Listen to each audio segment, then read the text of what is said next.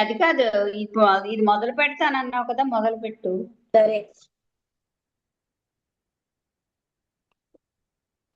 చెప్తాను. India part 1 అంటే ఇండియాలో చెప్పినవి చేసి.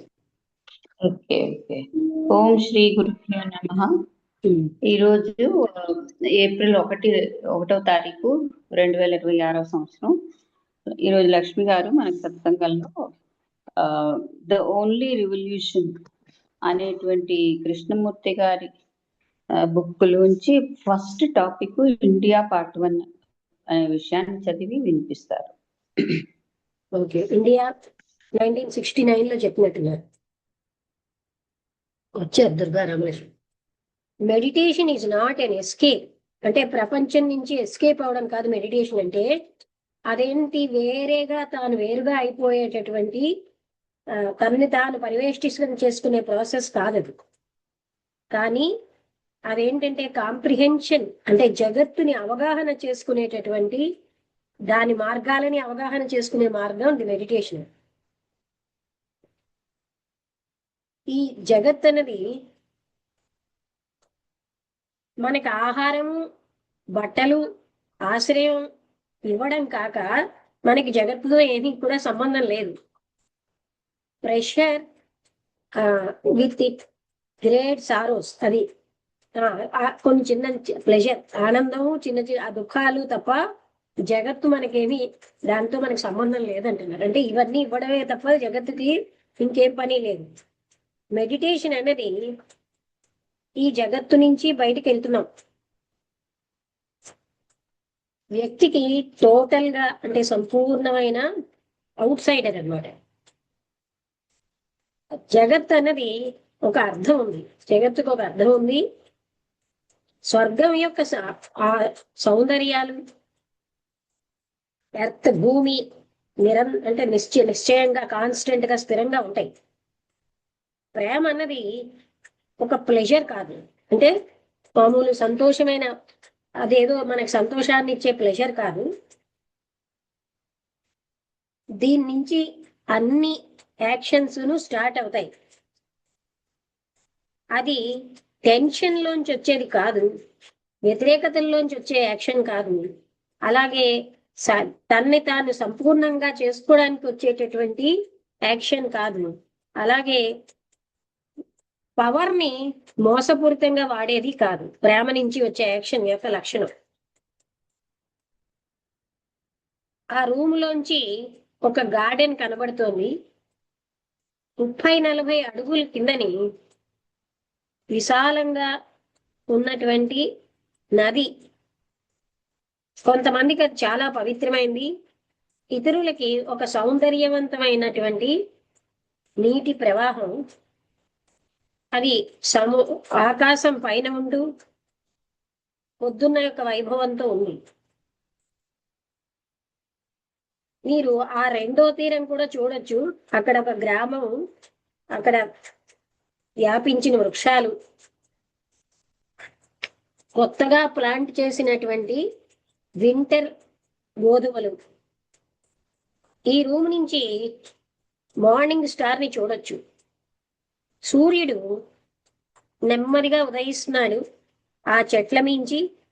ఆ నది బంగారం రంగు మార్గంలాగా సూర్యుడి కోసమా అన్నట్టు అయ్యింది.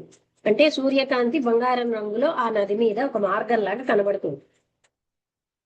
రాత్రి రూమ్ అన్నది చాలా చీకటిగా, అక్కడ ఒక కిటికీ ఆ దక్షిణ సైడ్ ఉన్నటువంటి ఆకాశాన్ని కనిపిస్తోంది. అందులోంచి ఈ రూమ్ లోకి ఒక రాత్రి వచ్చింది. అదేంటంటే ఎంతో ఎక్కువగా పక్షుల యొక్క రెక్కలు కదిలించడంతో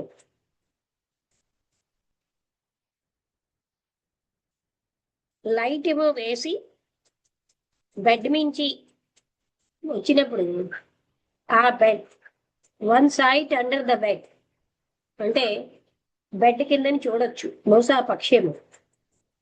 అది ఒక గుడ్లగూబ.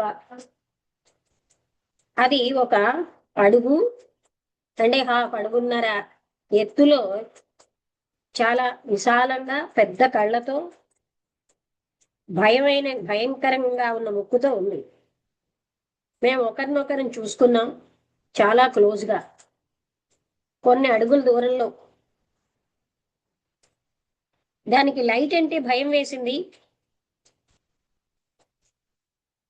అలాగే ఒక మనిషి దగ్గరగా ఉండడం వల్ల కూడా అది భయపడింది.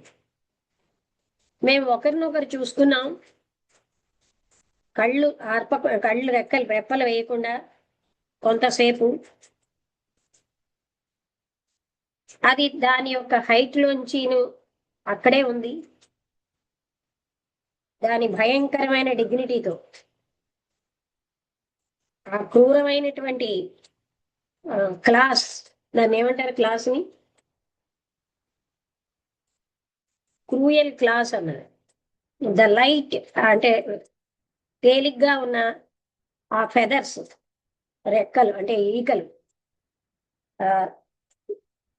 రెక్కలేమో టైట్ గా శరీరానికి గట్టిగా పట్టుకుని ఉన్నాయి.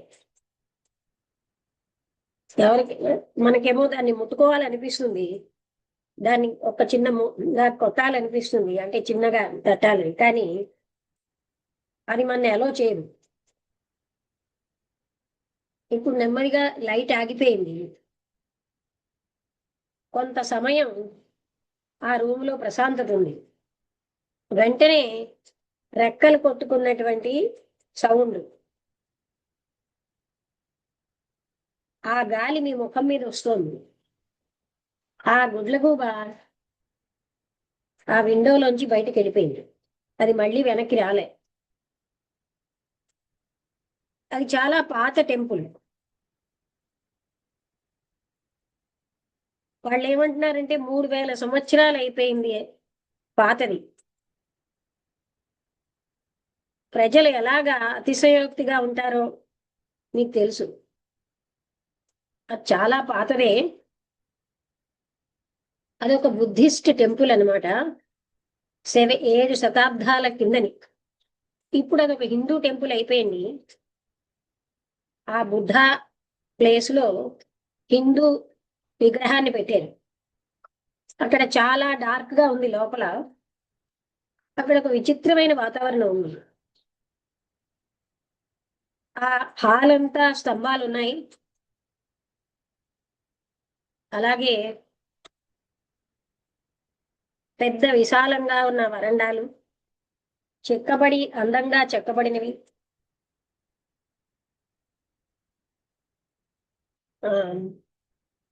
గబ్బిలాల యొక్క వాసన, మంచి తూదొత్తుల వాసన ఉంది.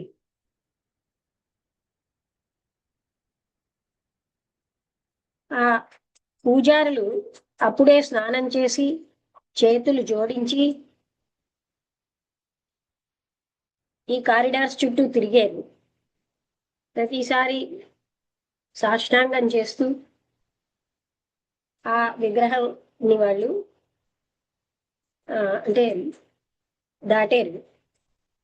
ఆ విగ్రహానికేమో బ్రైట్ సిల్క్ బట్టలతోటి కప్పబడింది. ఆ ఏమంటారు, అంతరాలయం అంటారు కదా, లోపల ఉన్న గర్భాలయంలోని ఒక ప్రీస్ట్ క్లీన్ చేస్తున్నాడు. ఆ మంచి ప్రొనౌన్సియేషన్ తో ఉన్న సంస్కృతి వినడానికి చాలా బాగుంది. ఆయన ఏం తొందరలో లేదు. ఆ పదాలన్నీ కూడా సులువుగా, చాలా గ్రేస్ఫుల్ గా లోతుల్లోంచి ఆ టెంపుల్లోంచి బయటకు వస్తున్నాయి. అక్కడ పిల్లలు ఉన్నారు, పెద్ద వయసున్న స్త్రీలు, యువకులైన మగవాళ్ళు, ఆ ప్రొఫెషనల్ ప్రజలు వాళ్ళ యూరోపియన్ ట్రౌజర్స్ వేసుకుని, కోట్స్ వేసుకుని, ధోతీస్ కూడా వేసుకున్నారు. వాళ్ళు చేతులు జోడించి బేర్ షోల్డర్స్ తో ఎంతో భక్తితో కూర్చున్నారు, కొంతమంది నిల్చున్నారు. ఇది కాన్వర్జేషన్స్ ఏమి ఉండవేమో, ఇలాగే ఉంటుందేమో. తర్వాత there was a pool full of water. అక్కడ ఒక చెరువు నిండా నీరుతో ఉంది. అదొక చాలా పవిత్రమైనది. దానిలో ఏమో ఎన్నో స్టెప్స్ ఉన్నాయి దాని లోపలికి కిందకి వెళ్ళడానికి. అలాగే చెక్కబడినట్టు రాతితో చెక్కబడిన స్తంభాలు దాని చుట్టూరా ఉన్నాయి. మీరు ఆ టెంపుల్లోకి వచ్చి ఆ డస్టీ రోడ్ నుంచి శబ్దంతో నిండిపోయిన ఆ రోడ్డు, కాంతివంతంగా షార్ప్ గా ఉన్న ఎండ, ఇప్పుడు ఇది చాలా షేడీగా డార్క్ గా ప్రశాంతంగా ఉంది. అక్కడ కొవ్వొత్తులు లేవు, నీల్ డౌన్ చేసిన ప్రజలు లేరు. ఆ ష్రైన్ అంటే దాని చుట్టూరా పిలిగ్రిమేజ్కి వచ్చినటువంటి ప్రజలు సైలెంట్ గా వాళ్ళ యొక్క పెదవాళ్ళు కదిలిస్తున్నారు ప్రార్థనలో. ఒక వ్యక్తి వచ్చేది మమ్మల్ని చూడడానికి మధ్యాహ్నం. ఆయన ఏమన్నాడంటే వేదాంతంలో ఆయనకు బాగా నమ్మకం ఉందని, ఆయన ఇంగ్లీష్ మాట్లాడుతున్నాడు బాగానే, ఎందుకంటే ఆయన ఒక యూనివర్సిటీలో చదువుకున్నాడు. ఆయనకి ప్రకాశవంతమైన షార్ప్ గా ఉన్న బుద్ధి ఉంది. ఆయన ఒక లాయరు, ఎక్కువ డబ్బు సంపాదిస్తున్నాడు. ఆయనకి క్లీన్ గా ఉన్న కళ్ళు మిమ్మల్ని ఊహాత్మకంగా చూస్తున్నాడు. వెయ్యింగ్ అండ్ సమ్వాట్ యాంగ్షియస్, చాలా ఆతురతగా ఉన్నాడు. ఆయన ఎక్కువ చదివినట్టున్నాడు. పశ్చిమ దేశ థియాలజీ కూడా. ఆయన ఒక మధ్య వయస్కుడు, సన్నగా పొడుగ్గా, ఒక లాయర్కు ఉండాల్సిన డిగ్నిటీతో, ఎన్నో కేసులు చేయించిన లాయర్కు ఉండవలసిన డిగ్నిటీతో ఉన్నాడు. ఆయన అన్నాడు, నేను మీరు మాట్లాడటం విన్నాను, మీరు చెప్పేదంతా ప్యూర్ వేదాంత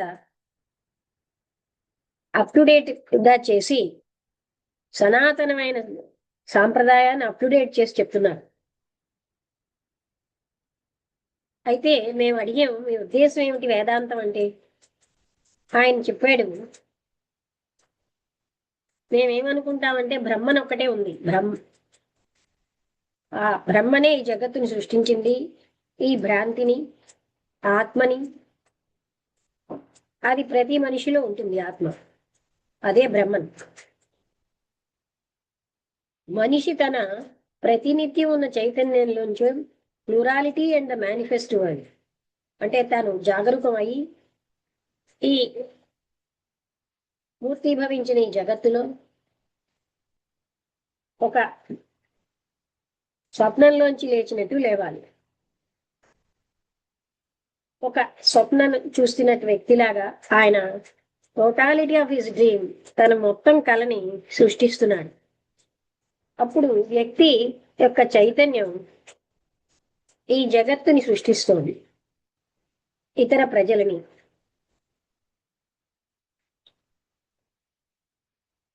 యూ సార్, ఇదంతా మీరు చెప్పకండి. Surely you mean all this for you have been born and bred in this country. ఇదంతా మీకు అర్థవంతంగా ఉంటుంది, ఎందుకంటే మీరు ఈ దేశంలో పుట్టి పెరిగేది. Though you have been abroad most of your life, మీ జీవితంలో చాలా కాలం విదేశాల్లో ఉన్నా, you are part of this ancient tradition, ఈ సనాతనమైన సాంప్రదాయంలో మీరు ఒక భాగం అయ్యి ఉన్నారు. ఇండియా హ్యాస్ ప్రొడ్యూస్డ్ యూ, భారతదేశం మిమ్మల్ని ఉత్పత్తి చేసింది. మీకు ఇష్టం ఉన్నా లేకపోయినా మీరు భారతదేశం యొక్క ప్రోడక్ట్. అందుకే మీకు ఒక ఇండియన్ మైండ్ ఉంది. అలాగే మీ యొక్క సైగలు, చూపులు, మీ యొక్క స్టాట్యూ, అంటే మీ యొక్క ఆ శరీరం యొక్క అది మీరు మాట్లాడేటప్పుడు like stillness when you talk and you very, మీ యొక్క చూపులు ఈ సనాతనమైనటువంటి సాంప్రదాయంలో భాగంగా ఉన్నాయి. మీ బోధ తప్పనిసరిగా మన సనాతనమైనటువంటి వాళ్ళు ఏం చెప్పారో దాని కంటిన్యూషనే, ఎప్పటి నుంచో వాళ్ళు చెప్తున్న దాని యొక్క కంటిన్యూషనే. అయితే ఇప్పుడు ప్రెసెంట్ ఈ స్పీకర్ ఇండియనా కాదా అన్నది పక్కన పెడదాం. Let us brush aside whether the speaker is an Indian brought up in this tradition. ఈ ట్రెడిషన్ లోనే ఆయన పెరిగాడా లేదా పక్కన పెడదాం. కండిషన్డ్ ఇన్ దిస్ కల్చర్, ఈ కల్చర్ తో కండిషన్ అయ్యాడా, whether he is the summation of this ancient teaching, ఈ సనాతనమైన బోధ యొక్క మొత్తం ఆయనగా ఉన్నాడా, ఇదంతా బ్రష్ పక్కన పెట్టేద్దాం. మొట్టమొదటిగా ఆయన ఒక ఇండియన్ కాదు, చెప్పాలంటే ఈ దేశానికి చెందడు, లేకపోతే బ్రాహ్మిన్ కమ్యూనిటీకి చెందడు. ఆయన దాంట్లో పుట్టినా ఆయన బ్రాహ్మిన్ కమ్యూనిటీకి చెందడు. ఈ ట్రెడిషన్ ని ఆయన తిరస్కరిస్తున్నారు. దేంతో మీరు ఆయన ఇన్వెస్ట్ చేశారో ఆ ట్రెడిషన్ ని ఆయన తిరస్కరిస్తున్నారు. ఈ యాన్షియంట్ అంటే సనాతనమైన బోధల యొక్క కంటిన్యూయేషనే తన బోధనే ఒప్పుకోరు. ఆయన ఏ రకమైనటువంటి పవిత్ర పుస్తకాలు భారతదేశంలో గాని పశ్చిమ దేశంలో గాని చదవలేదు. అవి ఆయనకు అనవసరం. ఈ జగత్తులో ఏం జరుగుతోందో అన్న ఎరుక ఉన్న వ్యక్తికి అవన్నీ అనవసరం. అలాగే మానవుడి యొక్క బిహేవియరు, వాళ్ళ యొక్క అంతులేని సిద్ధాంతాలు, ఆమోదించినటువంటి ప్రాపగేషను, 2000 లేకపోతే 5000 సంవత్సరాలు అది సాంప్రదాయం, సత్యం, రివిలేషన్. అటువంటి వ్యక్తికి ఎవరైతే సంపూర్ణంగా యాక్సెప్టెన్స్ ఆఫ్ ద వర్డ్, ఈ పదాన్ని ఆమోదిస్తున్నాడో, ఈ సింబల్ని, దానికి ఉన్న కండిషనింగ్ తో ఆయనకి సత్యం అన్నది ఒక సెకండ్ హ్యాండ్ ఎఫెక్ట్. మీరు ఆయన్ని వింటే ఆయన మొదటి నుంచి నా అధికారాన్ని నేను అంగీకరించడం అన్నది సత్యాన్ని కాదండమే. ఆయన ఏం చెప్తున్నారంటే మొత్తం కల్చర్ అంతటికి బయట, ఈ సాంప్రదాయానికి సోషల్ మొరాలిటీకి బయట he has insisted that one must be, అంటే ఈ కల్చరు, ఈ సాంప్రదాయం, ఈ సోషల్ మొరాలిటీకి ఆవలు ఉండాలని చెప్తారు. ఇఫ్ యూ హ్యాడ్ లిసన్, మీరు వింటే, then you would not say that he is an Indian or that he is continuing the ancient tradition in modern language. మీరు ఆయన్ని బాగా వింటే ఆయన ఒక భారతదేశీయుడని, ఆయన ఆ సనాతనమైన సాంప్రదాయాన్ని నవీన భాషలో చెప్తున్నాడని అనరు. ఆయన దాన్ని సంపూర్ణంగా గతం అన్న దాన్ని వ్యతిరేకిస్తారు. అక్కడ ఆ గురువుల్ని, అక్కడ వివరించే వాళ్ళని, ఆ సిద్ధాంతాలు అన్నిటినీ ఆయన తిరస్కరిస్తారు. సత్యం ఎప్పుడు గతంలో ఉండదు. సత్యం యొక్క గతం యొక్క సత్యం అన్నది మెమొరీ యొక్క, అంటే జ్ఞాపకాల బూడిదే. జ్ఞాపకం అన్నది సమయానికి చెందింది. నిన్నటి మృత యాషెస్ లో అక్కడ సత్యం లేదు. సత్యం అన్నది ఒక బతికున్న విషయం, సమయానికి సంబంధించింది కాదు. ఇదంతా పక్కన పెట్టేస్తే మనం ఇప్పుడు సెంట్రల్ ఇష్యూ ఆ బ్రాహ్మణ్, మీరు ఇందాక చెప్పింది చూద్దాం. తప్పనిసరిగా ఈ నమ్మకం అన్నది ఒక థీరీ, ఒక ఇమాజినేటివ్ మైండ్ కనిపెట్టిన ఒక సిద్ధాంతం. అది శంకరుడు అవ్వచ్చు, మోడర్న్ గా ఉన్నటువంటి ఆ పండితులైన వాళ్ళవచ్చు. మీరు ఒక థీరీని అనుభవిస్తున్నారు, ఇంకా ఏం చెప్తున్నారంటే అది అలా ఉందని. అంటే ఒక క్యాథలిక్ వర్డ్ లో పుట్టి అక్కడే పెరిగినటువంటి వ్యక్తి, ఆయనకి క్రీస్తు యొక్క విజన్స్ ఉంటాయి. తప్పనిసరిగా ఆ విజన్స్ అన్నవి తన మనసులోంచి వచ్చినవే, తన కండిషనింగ్ లోంచి వచ్చినవే. అలాగే కృష్ణ అనే, అంటే ఒక కృష్ణ కండిషనింగ్ తో ఉన్న వ్యక్తికి, కృష్ణ హ్యావ్, ఆయనకి విజన్స్ ఆ కల్చర్కి సంబంధించినవే వస్తాయి. అనుభవం అన్నది ఒక విషయాన్ని నిరూపించదు. ఈ విజన్ని గుర్తించాలంటే కృష్ణగా గాని క్రీస్తుగా గాని ఇది ఈ కండిషన్ నాలెడ్జ్ యొక్క అవుట్కమే. అంటే కృష్ణుని పూజించే వాళ్ళ కృష్ణుడు, క్రిస్టియన్స్ క్రీస్తే కనిపిస్తున్నారు, అంటే వాళ్ళ కండిషనింగ్ అనుసరించి కనిపిస్తారు. It is not real at all but A fancy. ఇది నిజం కాదు, ఇది ఊహే. A myth strengthened through experience and utterly invalid. అనుభవంలోంచి అది బలపడి విలువ లేకుండా ఉంది. మీకు అసలు ఒక థియరీ ఎందుకు అవసరం? మీకు ఒక నమ్మకం అవసరం ఎందుకు? ఈ నిరంతరాయమైన ఈ నమ్మకాన్ని బలపరచడం అన్నది భయానికి చిహ్నం. నిత్య జీవితం అంటే భయం, దుఃఖం అంటే భయం, మృత్యు అంటే భయం. అర్ధరహితమైన జీవితాన్ని చూపిస్తుంది. ఇదంతా చూసాక మీరు ఒక సిద్ధాంతాన్ని కనిపెడుతున్నారు. అది చాలా కన్నింగ్గా, తెలివిగా ఉంటుంది. ఆ థియరీ అది ఎంత తెలివిగా కన్నింగ్గా ఉంటే అంత బలంగా ఉంటుంది. 2000 లేక 10,000 సంవత్సరాల ప్రచారం తర్వాత ఈ థియరీ అన్నది ఫూలిష్ గా సత్యంగా చెప్పబడుతుంది, సత్యం అని చెప్పబడుతుంది. ఇన్వేరియబ్లీ అంటే ఒకసారి చూస్తాను.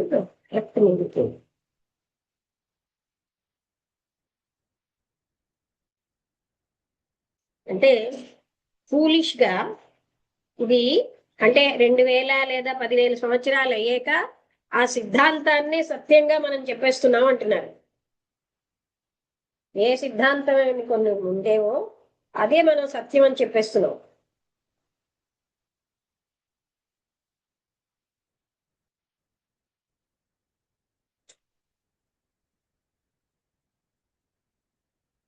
ఒక్కసారి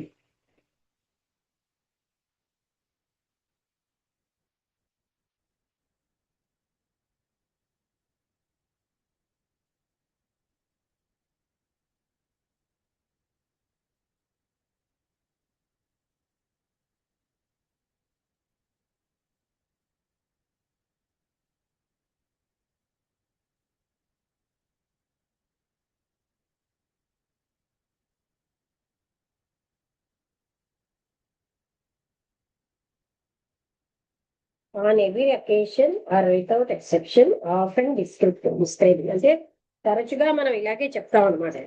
ఏంటని?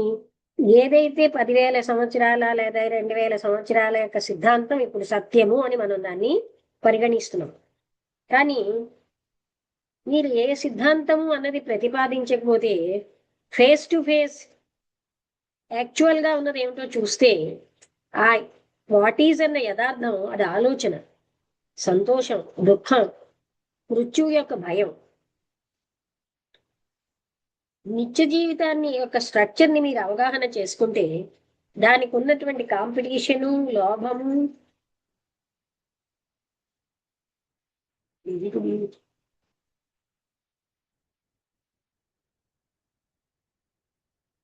If you do not